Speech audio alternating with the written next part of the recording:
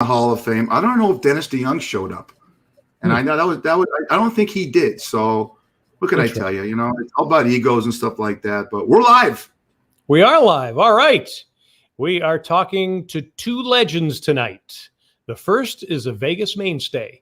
He has covered everything in Sin City. We will talk MMA, boxing, and everything Vegas with Yahoo Sports' Kevin Aioli. Then he is being inducted into the Ford Hall of Fans. You will meet Wayne Mabry, the Raiders violator. Plus, we have our Schmuck of the Week and a golfer set back this past week who is our Who's Got the Swag this week. And we will grind on a big NFL trade. Plus, is football going 24/7? And if so, why?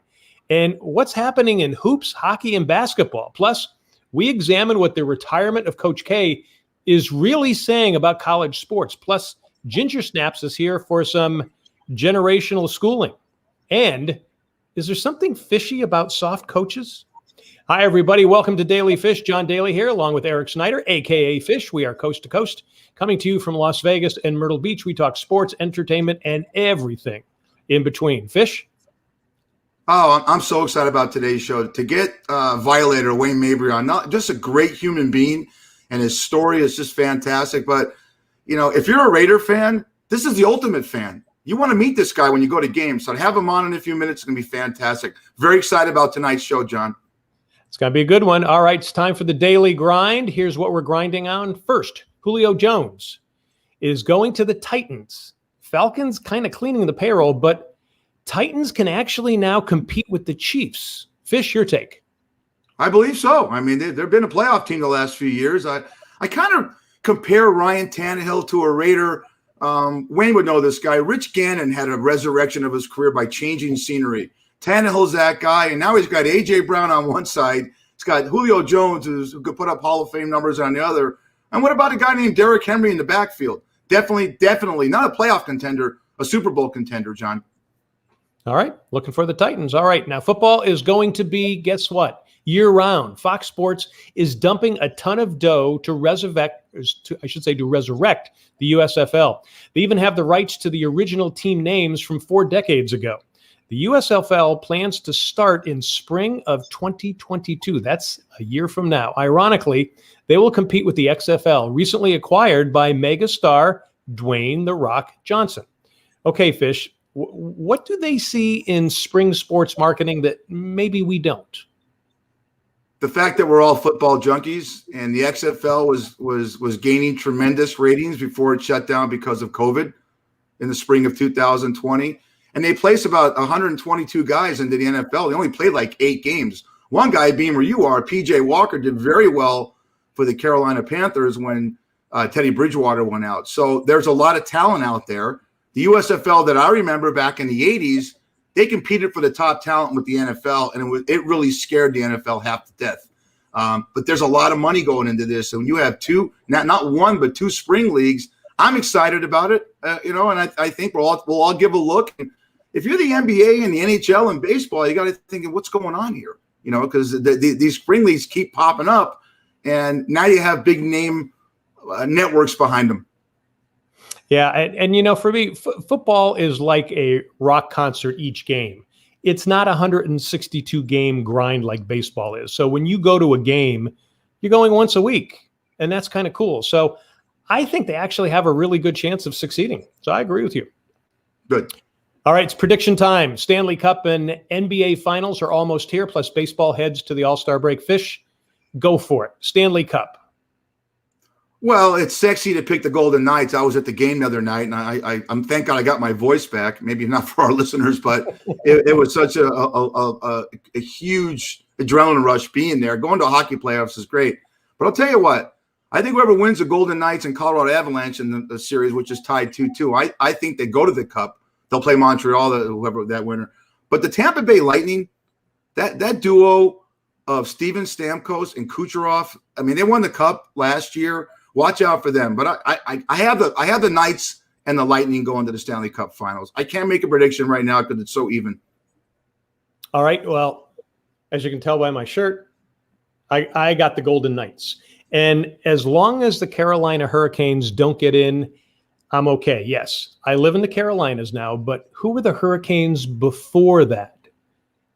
They were the Hartford Whalers, my native land. And you lose your Hartford status if you root for the Hurricanes. So Hartford does not forget. So I am rooting and thinking about my adopted home of Vegas having a good chance to win it this year. So I'm going with the Knights. All right, NBA now. What do you got, Fish? Well, look, I love what went on. Look, I'm not happy the Lakers are out being an LA guy, but the bottom line is Utah and Phoenix are tremendous stories. Now, Utah, Conley's out for the first game. And if Chris Paul could stay healthy, Phoenix has an excellent chance to go to the finals, and Denver Nuggets are going to give them a try at it. But I have the Phoenix Suns and the Brooklyn Nets going to the finals, and I have the big three, Kyrie Irving, Kevin Durant, and who's the other guy? I'm missing a guy. Kyrie Irving, Kevin Durant. Who's the third guy on that team? Ooh, I'm drawing a blank too. I don't believe this. I don't believe I forgot who it was. Well, they have a big three there. Real good reporting, Eric. I think I have them winning the finals, and I'll remember who it is before it's over. Okay, I've got the Brooklyn Nets winning it all, and not because I'm wearing their shirt, but James Harden. What's that? James Harden. James Harden, of course, yeah. Right. But I'm picking the Nets, and the reason I'm picking the Nets is because I think the West is so difficult that I think they're going to beat each other up, and I think the Nets get in there and they win it. And plus, it'd be nice to have a team that has a national championship, and they're from Brooklyn. Haven't had that since the 1950s. So what do you think about that? I think it's great. I mean, and of course, the NBA always wants big cities, big markets in there, and Brooklyn's a little statue off from New York City. I mean, look, Denver, Phoenix, Utah, they're nice cities, but they're not the Lakers, the Celtics, Houston. They're not big markets. So let's see how it does. I mean, look, last year the Lakers played Miami, two big markets, and the ratings were horrible. But the ratings right now are real stable in the NBA, and maybe it's because there's new blood in there. Yeah. All right, let's go to MLB. What do you got? Well, look, I'm a Dodger guy right now, but I had the Dodgers when we're 60 games in, we have 100 games to go. I had the Dodgers go into the World Series when we did our predictions before the season. Mm-hmm. I don't now. I have the San Diego Padres. Talk about a young team that's exciting to watch. With the Dodgers, I look at their middle relief and their bullpen, and it's not holding up right now. And I think if it's not holding up now, how's it going to hold on as the season progresses? So the Padres with Fernando Tatis Jr., Machado, great young team. I know they're a game and a half out from the Giants right now, but I'm going with the Padres, and I'm going with the Yankees. I think the Yankees are going to finally get there. I think the Yankees are going to have a good second half surge. I agree with you, although I do think the Dodgers are going to hang on. I think they're going to turn things around in the second half. I do agree with you. I think the Yankees are going to turn it around. Now, I'm a Red Sox fan, and I'm actually enjoying my Red Sox. They're actually proving to be a lot more fun than I expected. I just don't think they got the staying power for August or September run. So I'm going to hang on to my Dodgers-Yankees with the Dodgers winning it all still. So I'm not jumping ship just yet. One final thought on that, John. Yeah. One final thought is I look at what a disappointment the Arizona Diamondbacks are. They go out and get a Madison Bumgarner. They're 18 games out. Basically, 18 games is a lot with the 100 go. You're done. So I mean, they stink. The Baltimore Orioles, who were 0.00 chance of making the playoffs, they're 16 games out. Put a nail in their coffin. Yep, they're beginning to show their colors, that's for sure. All right, finally on the grind, Coach K is hanging up the sneakers after 5 decades after next season. His record at Duke since 1980 right now is an incredible 1,097 wins against only 302 losses. Fish, Coach K's legacy, what do you say? Greatness, class. He epitomizes everything you want in a coach to coach your kid. And he handled himself in the 40s and in the decades that he coached as one of the top ambassadors to the game. He also coached the Olympics, and just it's again, when you lose a legend like that and you're losing him, how do you replace him? And I think he's been great for the game of college basketball, and he's there during the glory years. He wasn't when Wooden was there, but right afterwards, so he took that legacy on. And who's going to take that torch from him? I agree. He was great. I've actually heard coaches that I've talked to saying they thought he padded a lot of his wins with cupcake schedules, but sour grapes maybe. But I think there's something bigger for the sport here. his retirement, along with Carolina's Roy Williams, shows how the players are beginning to take over the sport. Free agency in college basketball is here, and kids are going to start getting paid. That has diminished the role of the super coach like Coach K. So I got to wonder, you think guys like Nick Saban might be feeling it as well? Well, no, because when I was a kid and you were a kid, if you played ball at Southern California in high school, you went to USC or UCLA. Saban has infiltrated the LA market and taken all the great players. Why? Because he puts 10 guys in the NFL draft in the first 2 rounds. Coach K, the same thing. Kids right now are looking at their brand. How do I get into the NBA and the NFL? We just talked about Kyrie Irving. He's one of Coach K's guys, Yeah. So Saban, and when you look at coaches right now, kids go to the schools that can have the best chance to get themselves into the pros. So that's why you're right. The free agency, it's rough. But no, Nick Saban has nothing to worry about because he doesn't even recruit anymore. He just hey, it's Alabama. Okay, look, you're in. That's it. Go the pros. All right, and that's the Daily Grind. Have a question or comment now? Drop it in the chat box here. And if you have comments later, email us at dailyfish1@gmail.com or post to Facebook at daily.fish.5. Better yet, if you can record yourself, send us a question. We can put it on the show. Make it short and email it to dailyfish1@gmail.com. All right, it's time for some binge watching. What should you just sit and veg at? Fish, mine is Virgin River. It is a romantic drama. A nurse practitioner moves from LA to remote Northern California. Now, it's got some scary people in it, but for the most part, it's a feel-good and somewhat humorous romance. The show is shot in Canada, so the scenery is great, even if you know it's not Northern California. Season 3 is coming out in July, so it's a good one for couples to watch together as well. Fish, you got a good one? Yeah, I'm watching, and this thing came out 5 years ago. I'm watching Mr. Robot. This is Rami Malek, who gained great fame with Bohemian Rhapsody playing Freddie Mercury. He plays this sociopathic, bipolar, hooked on morphine, absolutely brilliant hacker who gets recruited by a super hacker group to try and take down the establishment. That's all I'm going to say. I can see why it won multiple Emmys. I did 8 shows in one day. I'm good with that. And I have 3 more seasons to go. I think you've watched it, and I love it. I saw it when it first came out, and the second season is mind-blowing after you watch the first season, and it's totally different. But it's a great show. He's a great actor, and just the whole thing put together, it'll do some things to you, that's for sure. All right, now it's time for something fishy. What do you have, Fish? Well, I'm pissed off. People say I need anger management. I'm pissed off when I hear players say, I want to play for a player's coach. I want a nice coach. Well, let me tell you something. The great coaches in our lifetimes, the Vince Lombardis, the Tom Landrys, the Bill Belichicks, the Bill Parcells, the Jimmy Johnsons, they were jerks, all right? But what did they have in common? They won. They won, okay? And I hate it when a player says, I want to play for a guy that played in the league because they know what we're going through.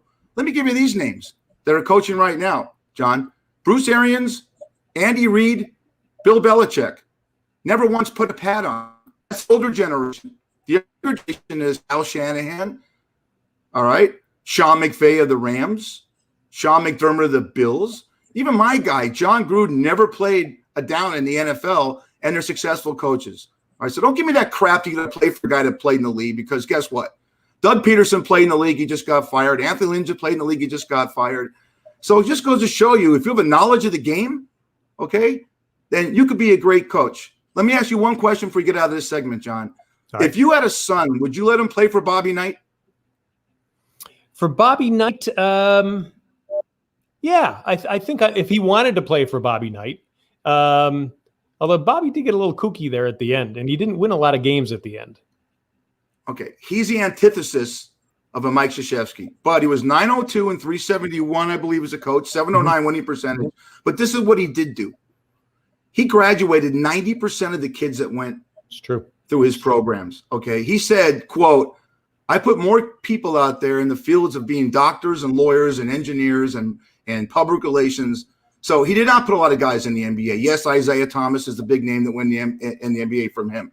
I would definitely let my kid play for him, because guess what? Not only was he a winning coach and he was a jerk a lot, but he also did what you can do is that bottom line is 1% of the kids that get drafted, He took the other 90-some% and gave them careers. So guess what? You don't have to play the game, but go to a coach that could be a jerk and make you successful. Yeah, the only thing I would say to my kid is if he grabs the chair, duck. Awesome.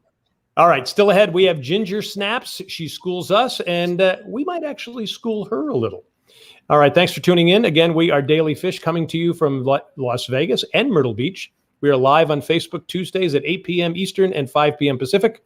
We air on DBNA television on Roku, Amazon Fire, and soon Apple TV. We stream 24/7 on the DBNA television website at dbnatelevision.com. Follow us and like us on Facebook at daily.fish.5 and subscribe on YouTube. Okay, now it's time for our Schmuck of the Week. Who has been schmucky this week? We're going to call, I'm sorry, John. We're going to call them schmucks. Not these two guys. I kind of blame America for this, all right? We're going to talk to Kevin Aioli in a little bit about this. Floyd Mayweather and Logan Paul.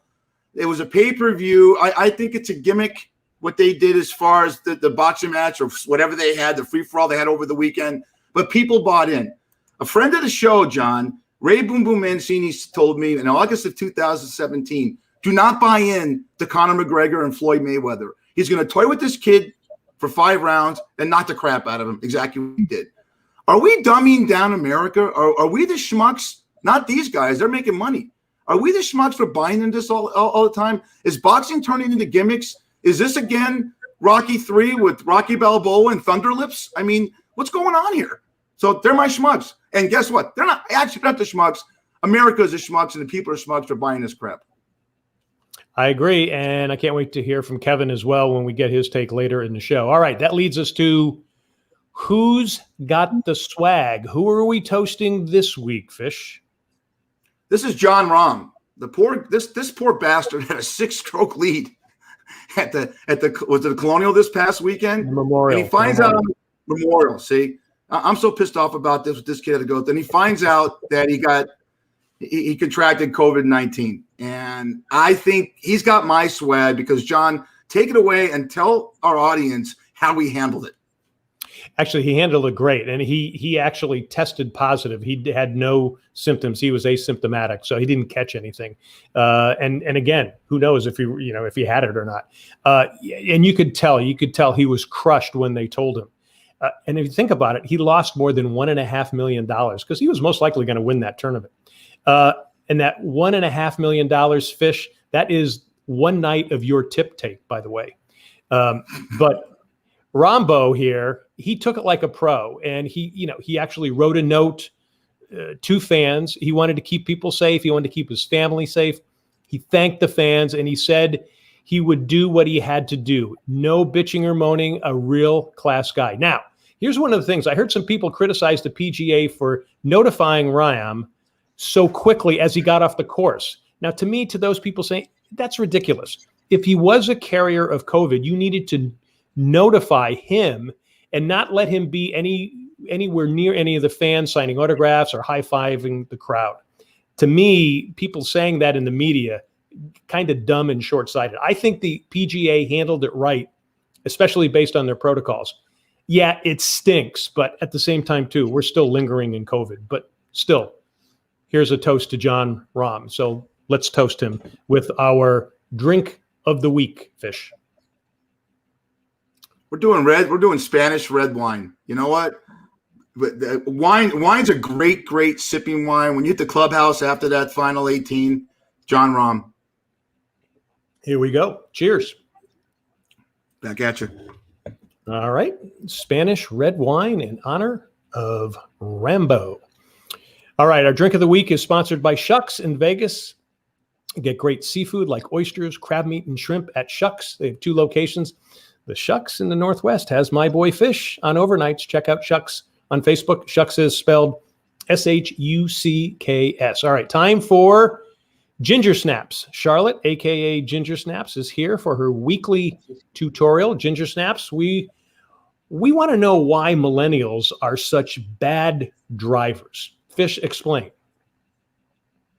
Well, we're gonna give you some terminology. And one of the terminology that we do in our age maybe Kevin can jump in this later on, is an early bird special. And you know why I miss the early bird special when I want to get my 2-for-1 chicken fried steak? Because idiots, millennials, when you get through the left-hand turn lane and it turns green, they're on their cell phones. I talked to a cop, I talked to a Metro cop in Las Vegas, Ginger Snaps, and they said, if it's a 15-second light, you're missing 4 seconds because there's a chance there's a kid on their cell phone waiting for that red light to turn green. We have a problem with you guys. So what, you think we're lousy drivers and drive like grandmas? You guys are just absolutely arrogant on the road. I agree with you, actually. I think that there's a huge epidemic of texting and driving. Maybe I shouldn't say I agree with you because I don't want your heads to inflate that much, but I really do think that driving, texting and driving is a terrible issue, and distracted driving in general, I think is becoming more and more serious. And I think part of the issue is like people my generation, we didn't grow up. We've always had this kind of technology. So we never existed in a time where you grew up learning to drive and it was like just you in the car. We have built-in stereos and videos and things in the car, and like the car talks to you. I don't like it. I think it's dangerous. And we're certainly addicted to our phones to the point that it's just not good. Yeah, I see it down here in the Carolinas as well, because we have a lot of older people here, and when they stick in the left-hand lane, and I got to go around the right to go around them, and I'm thinking it's going to be somebody in their 80s and 90s, and it isn't. It's somebody in their 20s a good part of the time. So we see it down here as well. All right, let's give you another quick quiz here. Right. If somebody said to me, "I just Ronstatted you," what does that mean? Oh my God. I'm caught very off guard. I was expecting like groovy and stuff like that. Okay, Ronstatted. Can you use it in a sentence, please? Okay, so I'm on the golf course. Oh. And somebody hits a drive, and it goes farther past my drive, and they say, "I just Ronstatted you." Oh, like smoked you, like you're done for. You're out. Yeah. I just totally obliterated. Where does that come from? I have no idea. Okay, this is a 1960s song. Do you remember a singer by the name of Linda Ronstadt? Vaguely. It rings a very vague bell. All right, she was a legend in the 60s and 70s. She had a song called Blue Bayou. Okay. About New Orleans and about Louisiana. So the joke is my drive Blue Bayou as opposed to the Blue Bayou. So if you ever hear that on the golf course, you're going to know what that is. I hope I do hear it one day. I'll whip the trivia out. Okay, what else? If you're in a deli and you're with your grandfather or you're with your uncle and they said, "I have to leave now, I got to take a schluffle," what does that mean? I'm assuming something gross that I'm not going to want to repeat on air. Take a nap. We have to take naps. When you get past a certain age, you have to take naps because guys like me, once you get past 60, there's no 8 hours of sleep. There's 4 hours of sleep and intermissions of having to get up and urinate. That's what happens with men over 60. Okay, maybe John because he look at him. The guy's a model. He probably has a catheter. He's not getting out of bed with my beauty sleep and there's little things he puts on his eyes, those patches. But normal people, we get naps in during the day to make up for the lost sleep at night. You don't have to yell at me about naps. I understand naps. I like naps. It's okay. What's the term again? Good for you. So a schluffle. A schluffle. A schluffle with F's. All right. I got the next one, John. You can take the last one. No, you get the next one. Talk about a nap. I'll take the next two. Go ahead. On the theme of naps, if I said I'm going to take a nap on a Davenport, what does that mean? Oh, God. This one feels like something I should know. A Davenport. Okay, take a nap on. For some reason, my first instinct was a kind of car, but that seems strange. But what else would before you go any further, okay. Mike Luxem, a fan of the show out of South Dakota, says Davenports are what we refer to as good-looking women. South Dakotans refer to Davenports as good-looking women. So instead of taking a nap on a good-looking woman, a Davenport is a couch. What? A couch. A Davenport is a couch.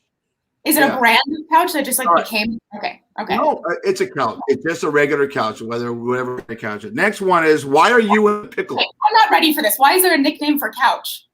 I'm gonna look this up later. You know what? You're going to have to reference. John was around when Teddy Roosevelt was president, so he could tell you when this thing came out. What's You your know, what Bully. he could tell you what the why are you in a pickle? Because like I just look up everything that I don't know or anything like whatever youthful, if you want to call it, on Urban Dictionary. It's a terrifying online space, but it's really informative. But so we need that like in like an encyclopedia. Do I have to go to the library? Like, how am I going to learn this stuff? Well, you quizzed us on stuff like ghosting and Karens and stuff like that. Now it's our turn to hit back at you. So if I asked you, why are you in a pickle? What does that mean? Oh, and a pickle is like a situation, like a conundrum, like you've got an issue you can't work out. Rock in a hard place. Got it. So you're 1 out of 4. Good for you. You're hitting 250. You're hitting 250. That means the world's going to give you a $10 million contract. Darn, God. I let that testing anxiety get to me. Well, that's all right. I'm never have like A through D. If you gave me some options. We'll give you a multiple choice next time. Okay, but next time you got to come back with a quiz for us.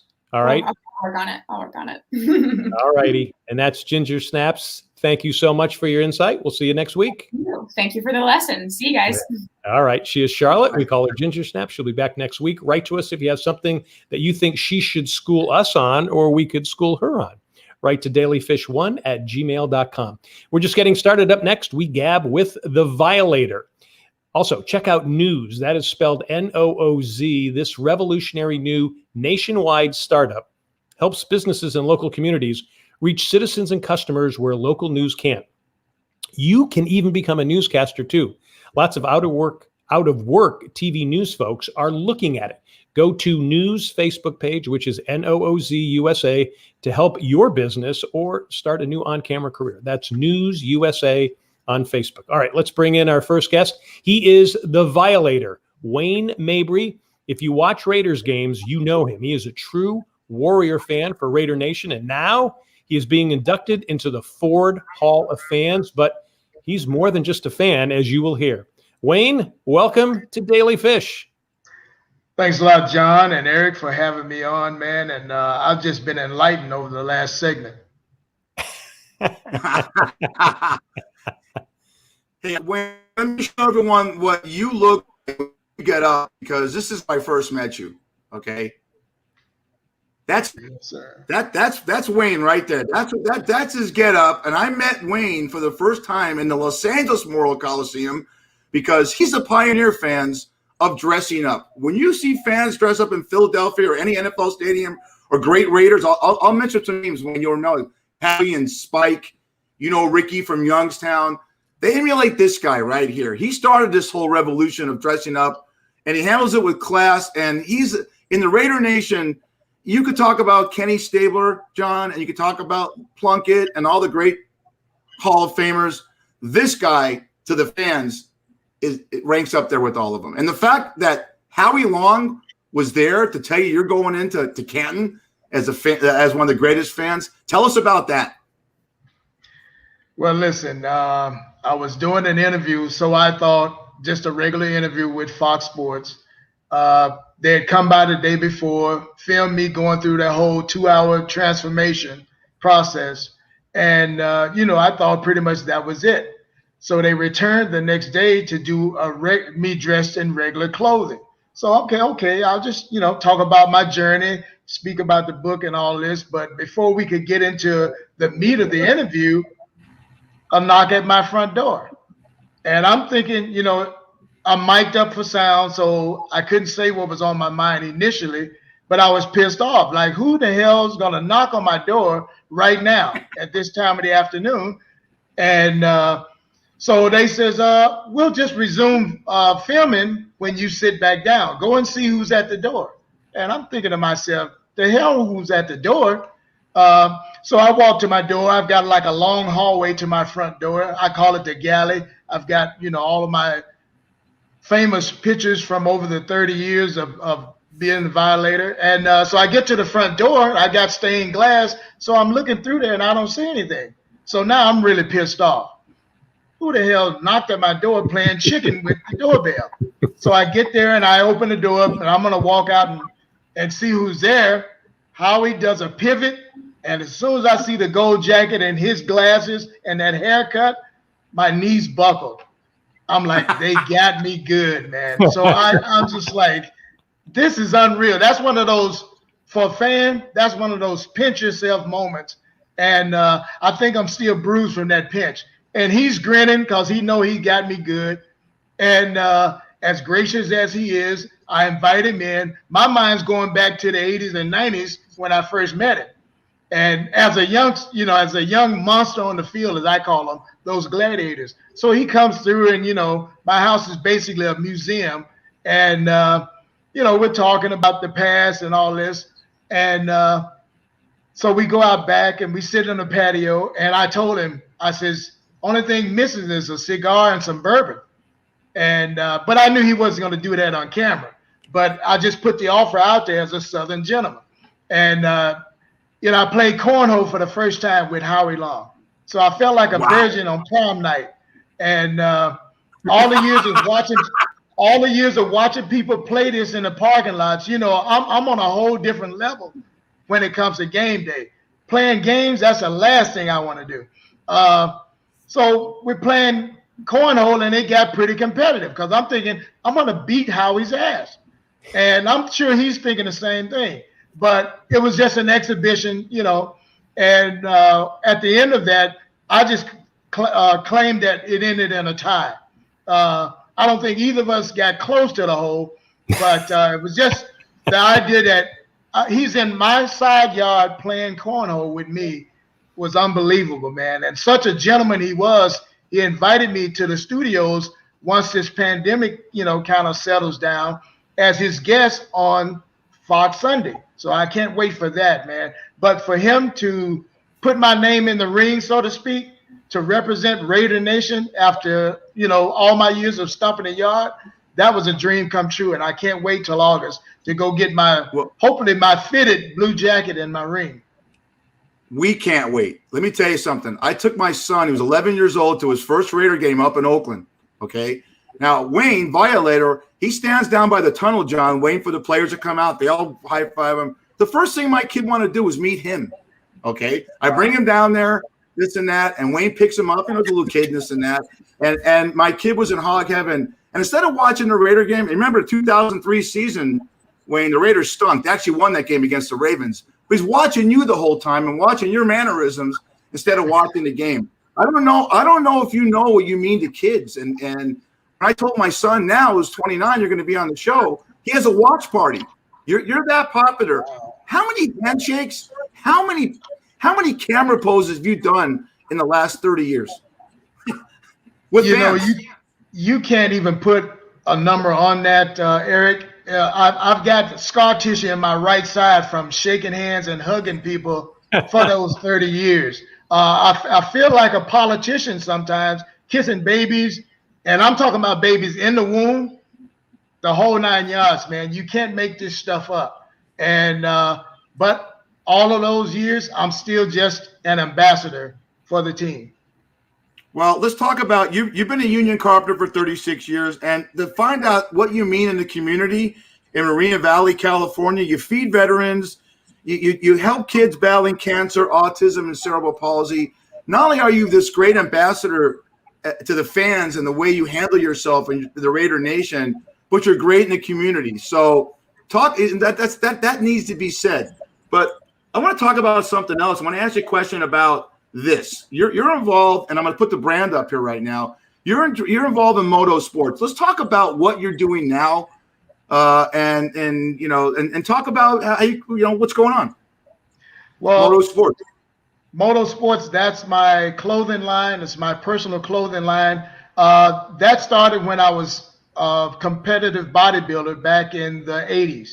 I got this idea. I didn't want to wear the same thing all the other competitors was wearing, at that time. So being an artist, I just figured I'll design my own style, and I'm a fan of the Komodo dragon. So this shows you my level of weirdness.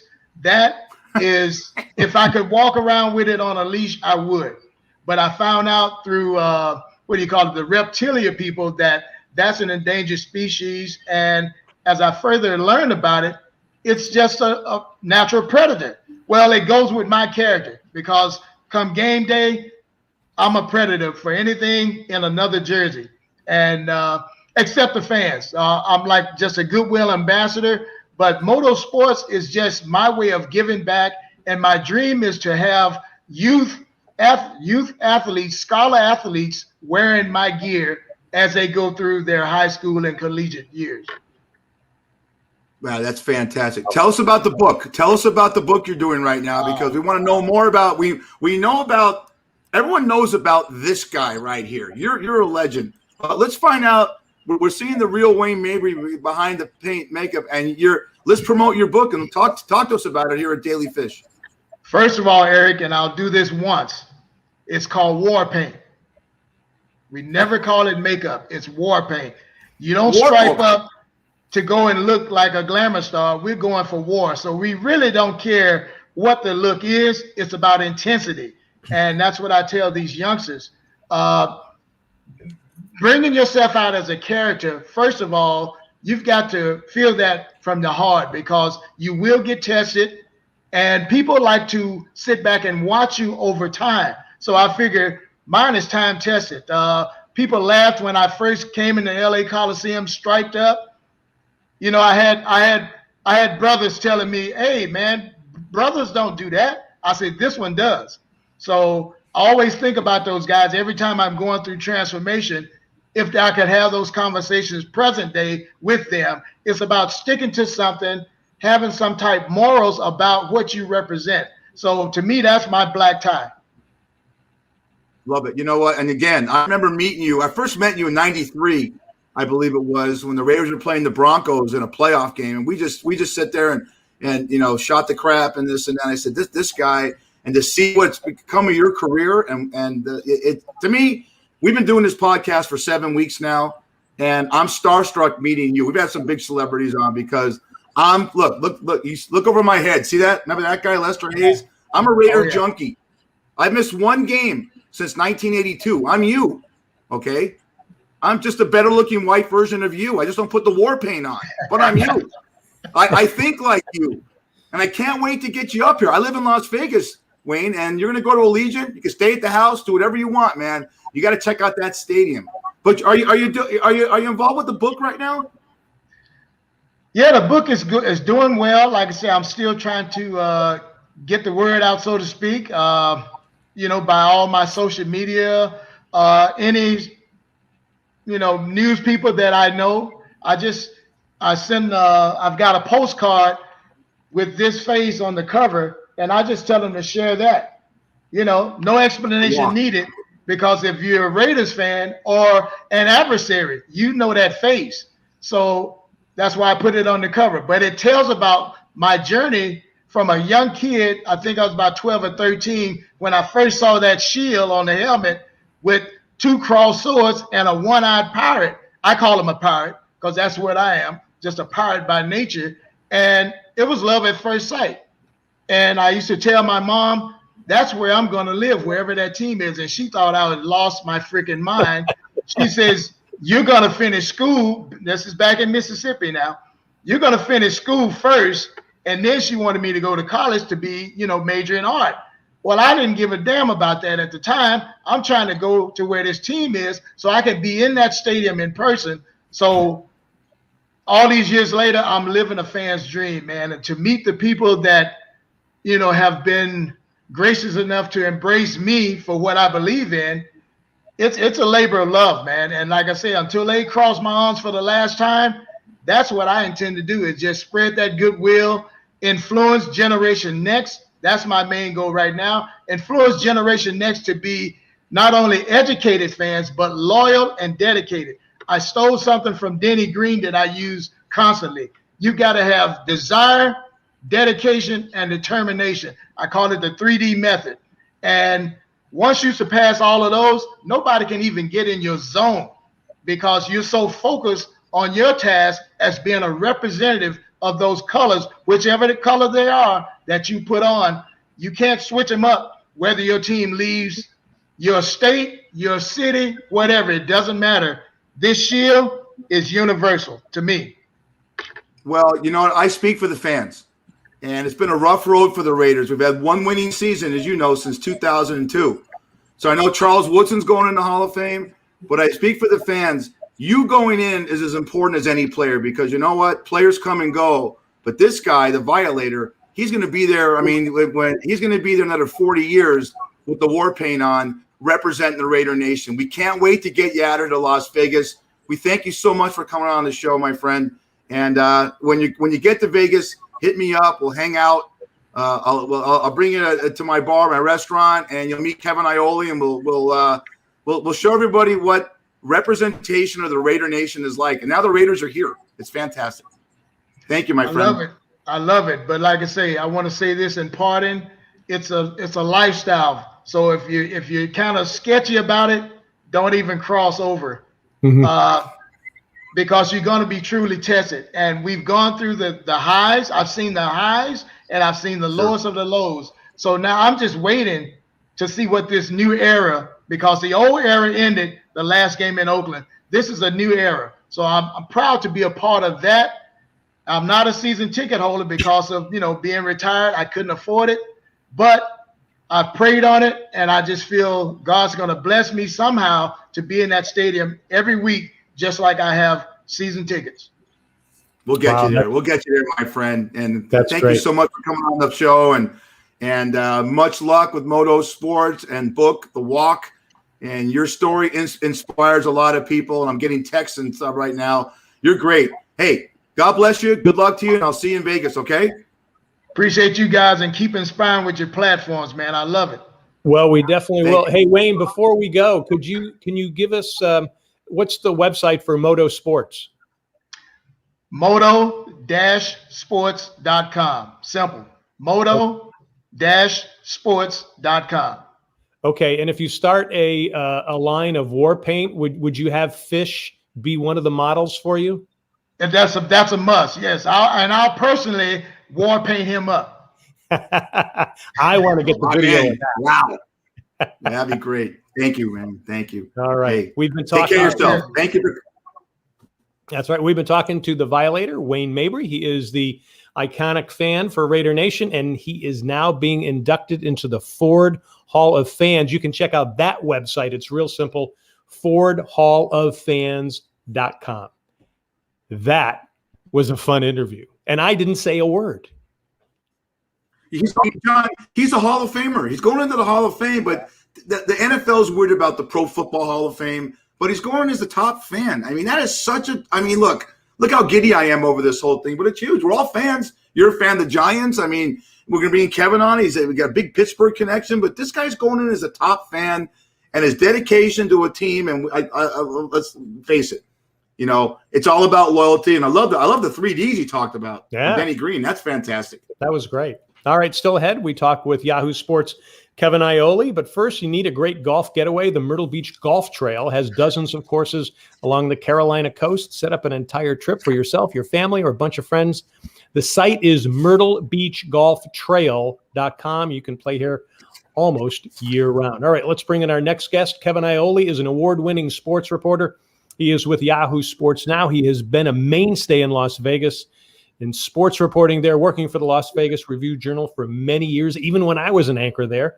That was before he joined Yahoo Sports. Kevin, it's great to catch up. Thanks for being on Daly Fish. What's up, guys? I was kind of cringing a little bit listening to Wayne there, though. That was a little bit tough. All those battles the Steelers and Raiders had, it was a little hard. Yeah, you guys won a lot of those battles, and you probably still will. So, I was looking for my black and gold paint there while he was talking. Fantastic. Go ahead, Fish. You there? Did you freeze up? Did Fish freeze up? I'm here. Can you see me? Oh, yeah, I can see you now. Okay, yeah. Okay, good. Go ahead. Jump in.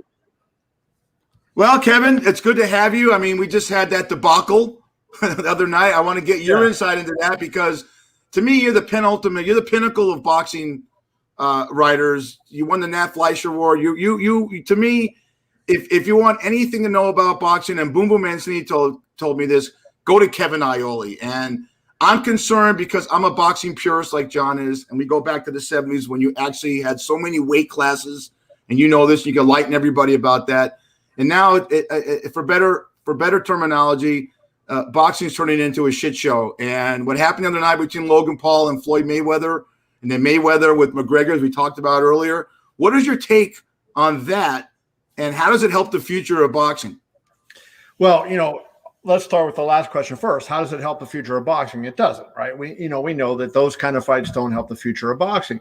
Now, I have a mixed feeling, right? As a journalist, I like to see the athletes making money. And Floyd Mayweather said before the fight he was going to make $50 to $100 million off the pay-per-view revenues. He got $30 million just for the advertising he wore on his trunks. So, the fact that the fighters made money, Logan Paul made a lot too. Now, he said he was going to make $20 million. That was based on him getting a $4 million pay-per-view, and I don't think they're going to do that. But the fact that he at least made several $1 million when he's not a fighter at all, I'm for. But I think it hurts. You don't see one of us three walking into an NFL game and taking a few snaps for Derek Carr, right? We don't walk under center and get a chance to throw a few passes. And that's sort of what I look at these fights is what they're doing. And they're also hurting two sports, because what you're seeing is a lot of MMA fighters who are not boxers. They go in and they fight these guys that are learning to box, and then they lose, and it makes it look like MMA guys aren't talented, which of course they are. So it's a whole weird conundrum. So I'm in favor of it for the standpoint the fighters are making money, but that's pretty much the only reason I think there's anything positive to say about it. Yeah, I mean, John. I mean, I again, Ali, Frazier, you had Arguello, you had Hagler and Hearns, and you covered all of this. And I know the one fight the first fight you ever covered ringside was Ronaldo Snipes and Larry Holmes. Yeah. And so you have such a history of this sport. Being the boxing aficionado that you are, it's got to kill you to see the direction it's going. Now, I am very excited about the prospects of an Anthony Joshua and Tyson Fury fight. Do you think that could rekindle some of the spark in boxing? Well, I think there's a lot of good things going on. Now, the biggest problem in boxing now is really a public relations problem. What happened a few years ago, the NBA came up, the NFL came up, and boxing went down because people thought it was corrupt and it was fixed, and there was a lot of this stuff going on. So people kind of shied away from it. Of course, when we had a fighter die on national television, that certainly did not help. The sport of boxing, but so it went down. But there's a lot of great fighters right now, guys, that are coming up. Recently, we had the 140-pound weight class unified in a tremendous fight at the Virgin Hotel here in Las Vegas. Josh Taylor beat Jose Ramirez. The undisputed lightweight champion is going to be defended on June 19th.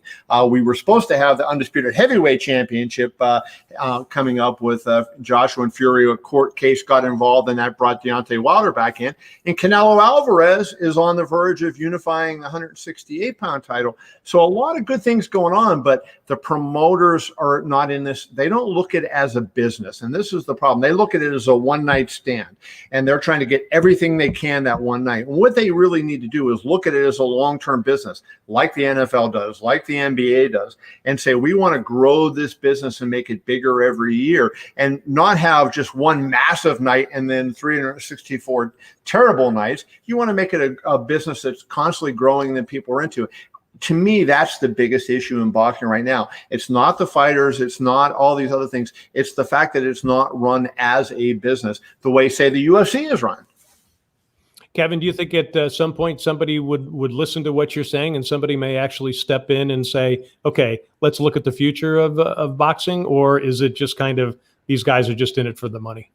Yeah, John, I think the problem with it is it's not going to break because there's so many people making money from it, and they don't have an incentive to kind of do what you see. What happened with UFC was it was about to die. Dana White and Lorenzo Fertitta saved it. It was going under. They lost their deal on cable television, so they couldn't even show the fights on TV. They were about to die. They just bought basically nothing for $2 million. Then they were able to take it and say, okay, they were big boxing fans. Let's keep the things we love about boxing in MMA. and let's get rid of the things we don't like. And so they were able to build it the right way. But now in boxing, it's been around for, it was around 100 years when all these problems started. I don't think they have a chance to redo it. But what can happen is that you can have the fighters and their managers put pressure on the promoters to make the right fights. And I think we're starting to see that now. And the TV networks are saying, if you give us the right fights, we'll pay you a lot of money to put them on. But if you don't, we're not interested. So I don't think it's ever going to get to where it should be, John, but I think it is getting a lot better than it was. Let's talk about, and of course, you and I are both based in Las Vegas, and John was here for many years. And I've known you for a long time, Kevin. If you were to say to me 10 years ago, we're going to have a pro hockey team and a pro football team here, are you kidding me? And when you go to, I was at the Knights game the other night when they won 5-1, and you go to the games also. The way this town has taken over that team, or the team has taken over this town, do you think the Raiders could have that kind of impact? Or is football so territorial? Is it Kevin Aioli going to give up the Pittsburgh Steelers and become a Raider fan? Or is it just my point being, the Knights are an expansion team, so I get it. They're born and raised in Las Vegas. I get people say to me, why aren't you a Knights fan? I am, but I'm a Kings fan first. So when the Kings are eliminated, I'll go for the Knights. But I'm a Raider fan. I'm lucky they moved here. Are you going to give up the Steelers and go the Raiders? No. I don't think. No. I think the Raiders are going to have a problem building a base here. I think the dumbest question you ever asked. Here's what I think the issue is, right? Really, like when there weren't many hockey fans, right? So when the Golden Knights came in, nobody had allegiances, or very few people had allegiances. So it was easy to go in and say, okay, I'm going to become a Golden Knights fan, and they were the first. That makes a big difference. And they were successful. But here's one thing that I think was really important in the success of the Golden Knights. And you guys, if you think about this, would probably agree with it. That 10-1 day we had, where we had that tragic shooting, what the Golden Knights players did out of the goodness of their heart. This, they could not plan for this. They didn't know what was going to happen. They went out there and they got in the community and they really made themselves a part. They said, what can we do to help? They hadn't even played a game yet. And I'll tell a little personal story. I saw on the news the day after the shooting, which was a Monday. I was at the game at T-Mobile. It was an exhibition game against the Sharks at T-Mobile when down the street the concert was, and it was an afternoon, like a 5:00 start. So I got it out of there before the shooting occurred. So I didn't even know it until the morning. That I didn't watch the news Sunday night, so I didn't know it until the morning. And I'm freaking out. So I heard that they needed a specific type of blood. So I went to donate my blood because they were saying people were in need. So I get there, and there is a line that, for me, it took 2.5 hours to get in. And I'm looking behind me, and there's Golden Knight players in line. And they weren't there, shaking hands and doing whatever. They were waiting to give blood too. And I thought that was so remarkable. And I think they did so many things around town. Derek England and his wife, they organized some of the players to take food to the police departments and the fire departments and food and drink and give them stuff as they were trying to work through all what had gone on and, the terrible task of pulling bodies out of there and all that thing. That built a bond with this team that has never left. And the fans love this team, and the players love them. And I mean, I'll tell you, you mentioned Pittsburgh, and I grew up in Pittsburgh as a huge sports town, and people love the Steelers especially, but they love all the teams. I have never seen anything like the love the fans have for the Golden Knights and vice versa here. Yeah, I agree. I cannot believe how this city has embraced that team. On the other hand, living here as long as I have, almost 30 years, I recently, back in 2019, went to a UNLV basketball game. Marvin Menzies was a coach back then, so it was 2018. They were 17-11, and there was 4,432 people in the Thomas and Mack Arena. I totally believe that the Knights were horrible, like my Kings are, and came out, and even though this town embraced them after, and the way they handled 1 October was phenomenal. But if they were a really bad team, do you think this town would still embrace them? I mean, a last place team?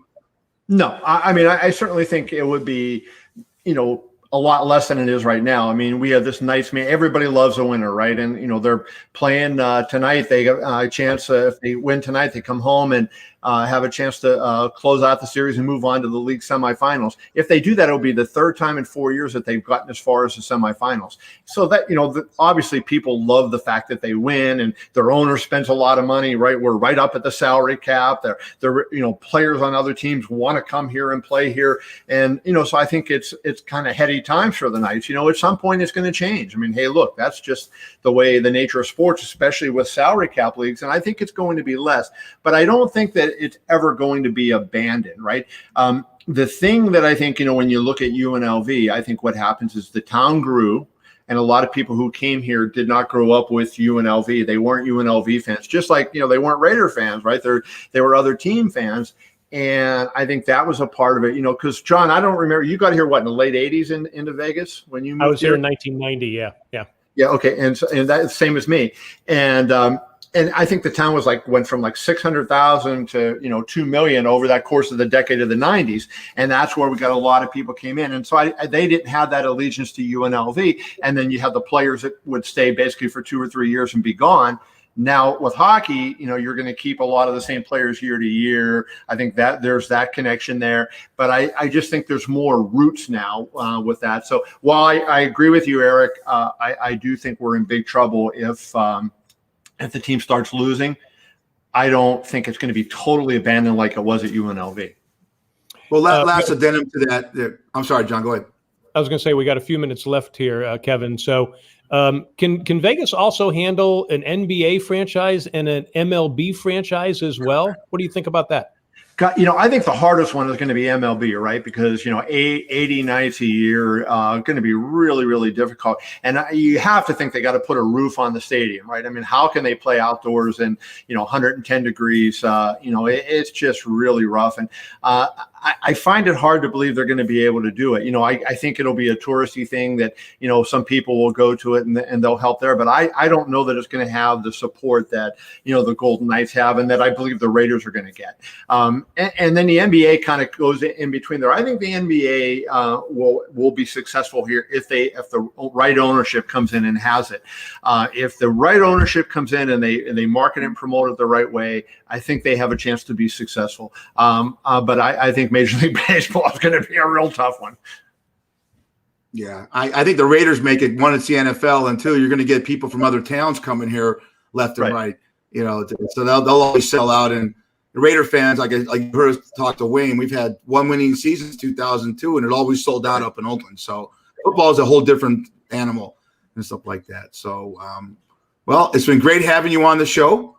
It's we want to have you back. You are a plethora of knowledge when it comes to every sport, and definitely what goes on in this market. And we've all been here for 30 years and watch it grow. And it's good that you've been such a big part of it. I remember when you were here working for the Review Journal, and now you've expanded to the great Yahoo Sports. And let's get you on. Let's get you a TV show.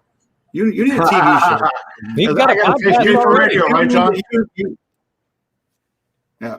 But you could take John's spot. John, like I said, John's going to do his beauty bath in 5 minutes. So John's got the one thing that I'm missing, right? So John's got the advantage over me. Yeah, it's just a rug. Don't worry about it, Kevin. Is that real? Yeah.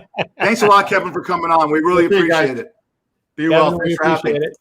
And we've been talking to Kevin Aioli with Yahoo Sports. He's been a mainstay in Vegas sports reporting, working even for the Las Vegas Review Journal for decades. He has won numerous awards covering MMA and boxing. Oh, my God, that was so good. All right, we've been talking to Kevin Aioli, and coming up next, we're going to take a look at the week ahead. We only got about a minute or so left. Fish, talk about what you're looking at maybe next week. You may do a live shot for us. Yeah, I might bring. Hey, Ginger Snaps, bring you back in. Do you want to do a remote? We had Michael Shapiro on a couple weeks ago, and he's going to do a live event at the Cosmopolitan with his new band with the Sons of Journey. So you want to go with me? We'll do a live remote and get your perspective of a rock and roll show, and we'll film it and do some interviews afterwards. How's that sound? Yeah, I'll put my music degree to work. There you go. So we'll do that, and we'll have updates on and next week we're going to have some great guests, and this is getting more fun and more fluid every week, John. It's because you're the guy that drives the show, and I could be the schmuck of the week anyway every time we come on this thing. So. And I have fun, so it's a good balance. We'll have important. You know what it is? Remember the old movie, The Good? Remember the good? Hey, John, remember The Good, the Bad, and the Ugly? Yep. You're the good. I guess she's bad to the bone. I'm ugly, baby. So, you know what, Charlotte? We're gonna say goodbye to 3 of us together. Okay, we have about 10 seconds to go. So, for the Daly Fish episode 7, John, it was a pleasure. Charlotte, Ginger Snaps. Thank Fish, you, guys. good. Ginger Snaps, great having you on for the whole show here, and hopefully we're going to have more next week. And looking forward to seeing you guys doing the interviews. Me too. Okay. This is Daly Fish episode 7 signing off.